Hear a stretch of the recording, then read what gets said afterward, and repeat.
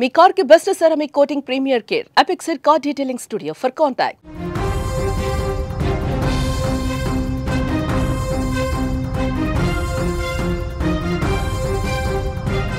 Breaking news. Legendary actor Dharmendra కన్నుమూశారు.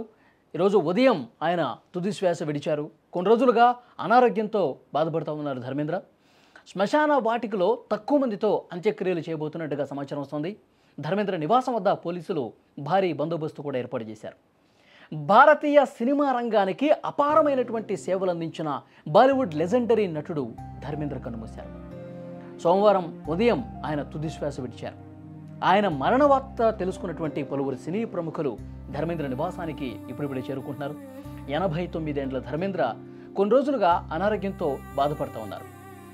గతంలోనే ఒకసారి ముంబైలోని క్యాండీ ఆసుపత్రిలో చేరి చికిత్స పొందారు.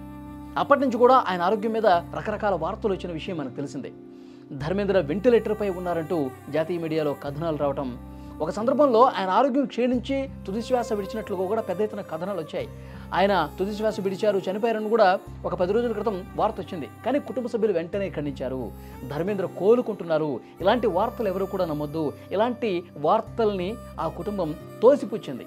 10 రోజుల క్రితం ఇదే విధంగా వార్త ఇచ్చినప్పుడు వెంటనే కుటుంబ సభ్యులు ఒక క్లారిటీ ఇచ్చారు. అన్ని అధికారిక మీడియా కూడా సమాచారం ఇచ్చారు. ధర్మేంద్ర ఆసుపత్రిలో ఉన్నారు మాట వాస్తవమే, ఆయన వెంటిలేటర్ మీద ఉన్నారు, ఆయన ఆరోగ్యం కుదుట పడుతుందని కూడా గతంలో చెప్పారు. ఆయన డిశ్చార్జ్ అయ్యారు కూడా. ఆ తర్వాత మళ్ళీ ఆరోగ్యం క్షీణించింది.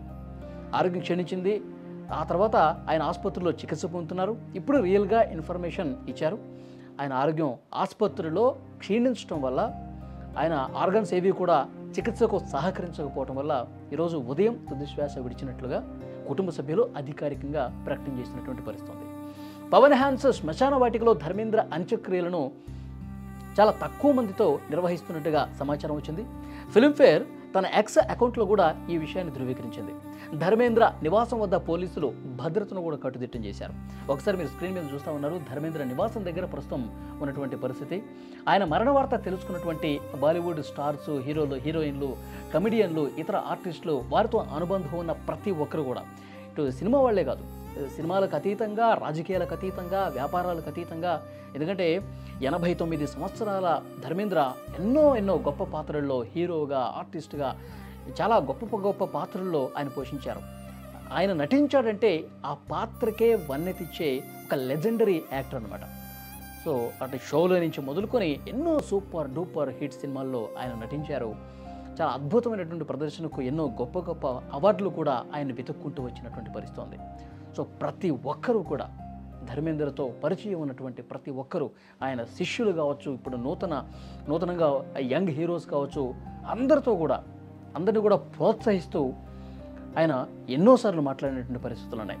సో వారితో తమకున్నటువంటి అనుబంధాన్ని తలుచుకుంటూ ప్రతి ఒక్కరు కూడా వాళ్ళ ఇంటికి పయనమవుతున్నారు.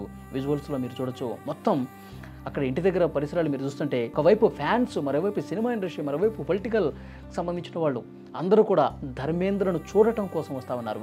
ధర్మేంద్ర భౌతిక కాయాన్ని చివరిసారి చూడటం కోసం పెద్ద ఎత్తున వస్తున్నారు. సో ప్రభుత్వం కూడా అక్కడ పెద్ద ఎత్తున భారీ బందోబస్తు ఏర్పాటు చేసింది. ఎందుకంటే ఫ్యాన్స్ వేలాదిగా వచ్చే అవకాశం ఉంది.